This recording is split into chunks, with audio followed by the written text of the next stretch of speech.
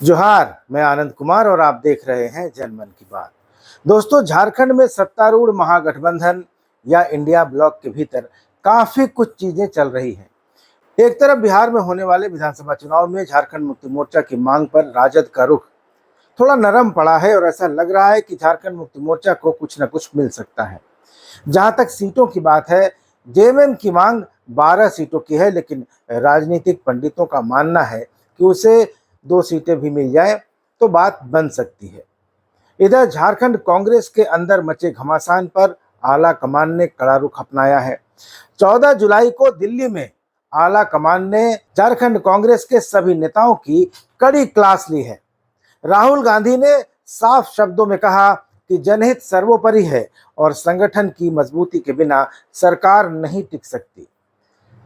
लेकिन बात पहले बिहार चुनाव में झारखंड मुक्ति मोर्चा की मांग की करते हैं। बिहार में 2025 का चुनावी बिगुल बजने को है और अब एक नई सियासी दस्तक ने सबका ध्यान खींचा है। झारखंड की सत्ता पर काबिज झारखंड मुक्ति मोर्चा यानी जेएमएम ने अब बिहार के रण में उतरने का ऐलान कर दिया है और इस बार केवल तैयारी ही नहीं है, रणनीति भी पहले से कहीं अधिक परिपक्व और प्रेशराइजिंग दिखाई दे रही है। झारखंड में हेमंत सोरेन की सियासी वापसी के बाद जेएमएम अब अपनी राजनीतिक सीमा का विस्तार बिहार की उन सीमावर्ती सीटों तक करना चाह रहा है जहां उसका परंपरागत वोट बैंक मौजूद है। जेएमएम ने आरजेडी के नेतृत्व को 12 सीटों का प्रस्ताव भेजा है, जिनमें से चकाई, कटोरिया, धमदाहा, तारापुर और जमुई की सीटें उसकी प्राथमिकता में हैं। ध्यान देने की बात यह है कि साल 2010 में चकाई से झारखंड मुक्ति मोर्चा के टिकट पर सुमित कुमार चुनाव जीत चुके हैं और यह पार्टी का बिहार में इकलौता ऐतिहासिक जीत दर्ज करने वाला क्षेत्र रहा है। यानी जेएमएम बिहार में सिर्फ हवा में नहीं है, जमीनी समर्थन के बूते वह अपनी दावेदारी कर रहा है। आरजेडी के राष्ट्रीय महासचिव भोला यादव का यह बयान कि जेएमएम इंडिया ब्लॉक का एक हिस्सा है, बिहार में भी हम साथ काम करेंगे, यह एक साफ साफ संकेत है कि महागठबंधन में झारखंड मुक्ति मोर्चा की एंट्री लगभग तय मानी जा सकती है।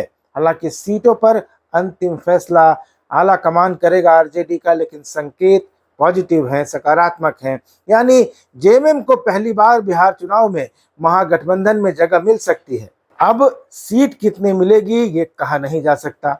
आरजेडी को पिछले चुनाव में यानी 2024 के झारखंड विधानसभा चुनाव में 7 सीटें दी गई थीं। अब झारखंड मुक्ति मोर्चा को उम्मीद है कि बिहार में उसका वह योगदान लौटाया जाएगा, यानी रिटर्न गिफ्ट चाहता है जेएमएम।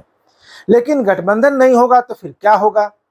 दोस्तों, जेएमएम के केंद्रीय नेताओं ने साफ कह दिया है कि अगर उनकी मांग पर विचार नहीं हुआ तो पार्टी अकेले चुनाव लड़ेगी और अगर ऐसा होता है तो सीमांचल और अंग क्षेत्र की कुछ सीटों पर महागठबंधन को नुकसान हो सकता है, क्योंकि जेएमएम का प्रभाव यहाँ के आदिवासी और झारखंडी मूल के मतदाताओं पर अभी भी बना हुआ है।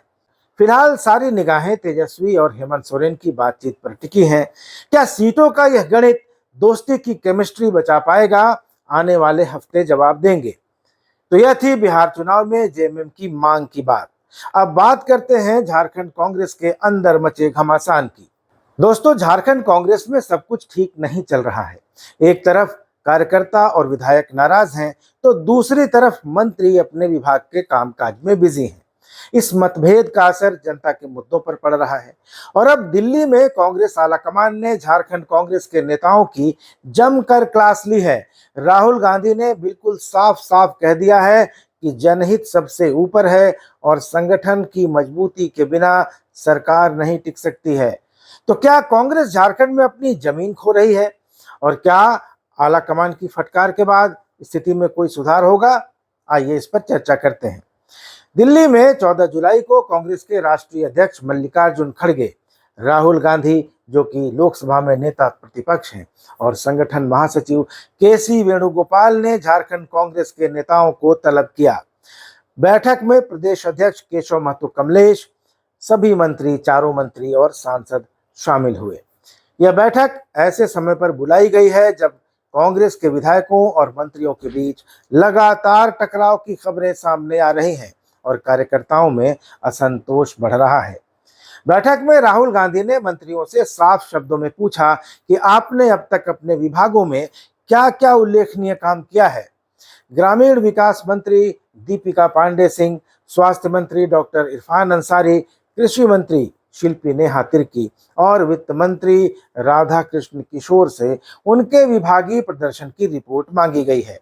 आला कमान ने बिल्कुल साफ साफ निर्देश दिया है कि 7 गारंटियों पर काम में तेजी लाई जाए और योजनाओं को जमीन पर उतारा जाए। दोस्तों, हाल के दिनों में कांग्रेस विधायक दल के उपनेता राजेश कच्छप ने कहा था कि मंत्री उनकी बात नहीं सुनते। रिम्स निदेशक को हटाने के मुद्दे पर स्वास्थ्य मंत्री इरफान अंसारी और कांके के विधायक सुरेश बैठा के बीच तनातनी की खबरें सामने आई थी। रिम्स 2 अस्पताल के निर्माण को लेकर कांग्रेस के कार्यकारी अध्यक्ष बंधु तिर्की और इरफान अंसारी के बीच खुली बयानबाजी भी हो चुकी है। यही नहीं, पूर्व सांसद फुरकान अंसारी और प्रदेश कार्यकारी अध्यक्ष बंधु तिर्की की आपसी झड़प भी चर्चा बटोर चुकी है। प्रदेश अध्यक्ष केशव महतो कमलेश ने बैठक में कहा कि संगठन ने पेशा कानून और सरना कोड पर सक्रिय भूमिका निभाई है। राजभवन पर धरना दिया गया, सामाजिक संगठनों से बातचीत की गई, सलाह ली गई और पंचायत स्तर तक कांग्रेस की कमेटियों का गठन किया गया। ये सब संगठनात्मक उपलब्धियां बताई गई हैं। लेकिन सवाल यही है कि क्या संगठन और सरकार के बीच तालमेल की कमी पार्टी को नुकसान पहुंचा रही है? राहुल गांधी ने स्पष्ट किया कि हमारे लिए जनता और कार्यकर्ता पहले हैं। मंत्रियों को विधायकों के साथ बैठना होगा और जनहित की योजनाएं धरातल पर उतारनी होंगी। कांग्रेस के अध्यक्ष मल्लिकार्जुन खड़गे ने भी कहा कि कांग्रेस को वंचित वर्गों के हक के लिए लगातार संघर्ष करने की जरूरत है और यह संदेश बिल्कुल स्पष्ट है कि संगठन और सरकार में अब कोई ढील नहीं चलेगी, कोई हीला हवाली नहीं चलेगी।